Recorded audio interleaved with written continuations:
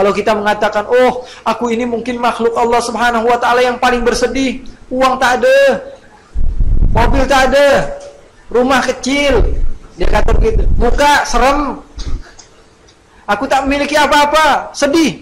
Kalau engkau bandingkan engkau dengan apa yang didapatkan oleh Rasulullah, engkau akan mengatakan bahwa engkau nikmat sekali hidup. Kata Al-Imam Al-Haddad, "Idza asabatka musibatun tushja biha fadhkur musabaka bin Nabi Ahmad." Kalau engkau mendapatkan musibah yang luar biasa, kau anggap itu adalah besar, maka kau bandingkan musibah yang kau terima dengan musibah yang diterima oleh Rasulullah. Rasulullah SAW di dalam kandungan 2 bulan, ayahnya sudah meninggal. Rasulullah SAW lahir, Rasulullah umur 6 tahun, uminya sudah meninggal.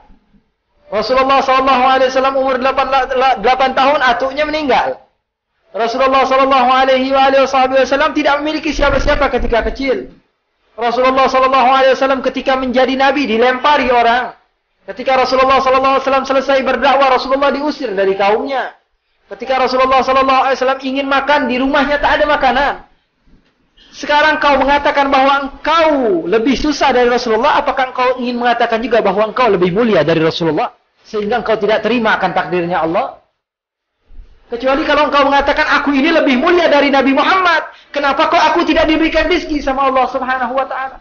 Nabi Muhammad saja orang yang paling mulia. Allah Subhanahu wa ta'ala berikan cobaan-cobaan agar Nabi Muhammad menjadi orang yang paling sabar. Oleh karena itu kita belajar daripada sejarah Rasulullah, bahwa Rasulullah SAW adalah manusia yang paling sabar.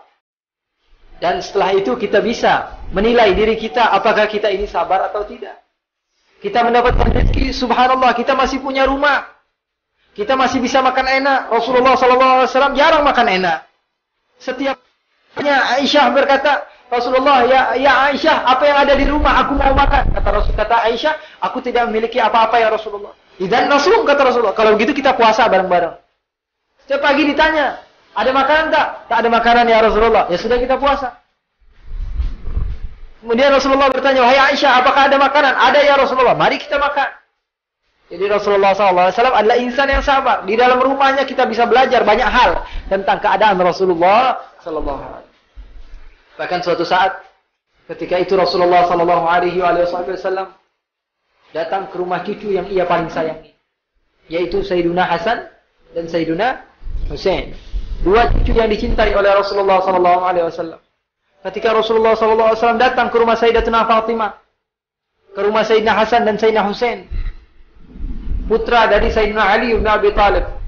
Rasulullah datang ke rumah beliau, ke rumah putri kesayangan Rasulullah. Ini datang kepada ayahnya, mengatakan, ya ayahku, wahai ayahku, perutku sudah begitu lapar, wahai ayahku.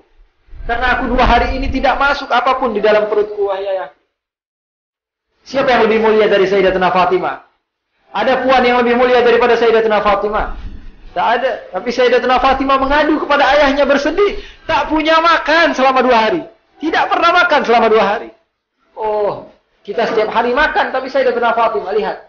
Beliau mengatakan kepada Rasulullah, ya Rasulullah, tolong, perutku ini sudah semakin lapar, wahai ayahku. Aku sudah tidak makan selama 2 hari. Kata Rasulullah, wahai Fatimah, bersabarlah engkau. Kemudian Rasulullah membuka perutnya, ternyata di dalam perut Rasulullah ada batu. Kalau kau tak makan 2 hari, ayah miliknya makan 3 hari. Bersabarlah wahai anakku, karena Allah Subhanahu wa ta'ala akan menyiapkan sesuatu yang lebih hebat daripada apa yang kau punya sekarang. Akhirnya Rasulullah keluar dari tempat tersebut. Rasulullah menangis, kasihan kepada anaknya Fatimah, mungkin tak sabar. Melihat cucunya Hasan Husain tak sabar. Beliau teriak-teriak, ya Husainah, wah Hasanah, oh Hasanku, oh Husainku. Berjalan terus menerus Rasulullah SAW sampai tak terasa kalau Rasulullah sudah keluar dari kota Madinah. Karena Rasulullah mencari makanan.